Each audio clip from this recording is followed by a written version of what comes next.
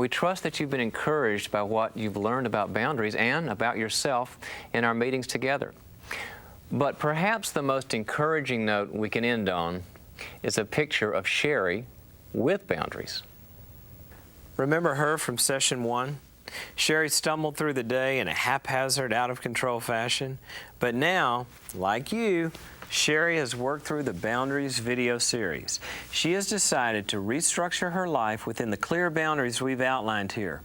Let's take a peek in on her life with boundaries. Lord, you've brought me a long way.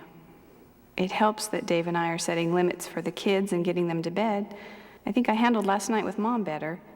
It wasn't easy to say, Mom, I want to visit with you, but this is a really bad time. Amy's been really looking forward to her first sewing lesson, and I didn't want to postpone it.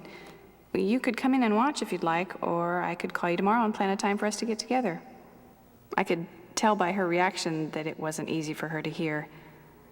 My support group really helps me not feel guilty for saying no. It's fun to have a new dress, a size smaller. Thanks God for my new self-boundaries. You're really helping me stick with this diet and exercise program. Unusual to hear from Michelle. She doesn't call much since I've started talking to her about the imbalances in the relationship.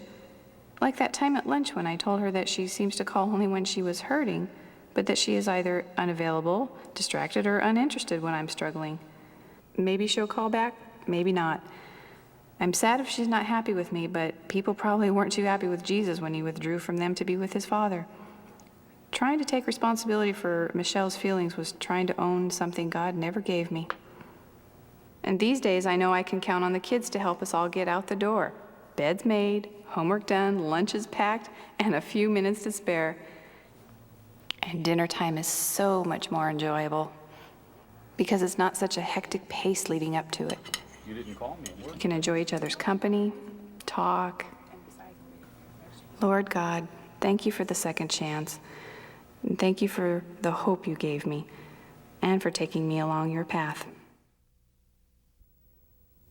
As you've seen, Sherrie's day is now characterized by the freedom, self-control, and intimacy that result from a lifestyle based on a godly understanding of boundaries.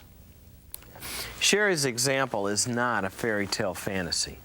It is a real life change that you can have and maybe are experiencing. Like Sherrie, you can learn to take ownership of your life. You can learn what things are your responsibility and what aren't. You can stop taking on problems that God never intended you to take on. You can learn to live by biblical boundaries and experience the relationships and achieve the purposes that God intends for you. It's our prayer that your biblical boundaries will lead you, as Sherrie's have led her, to a life of love, freedom, responsibility, and service.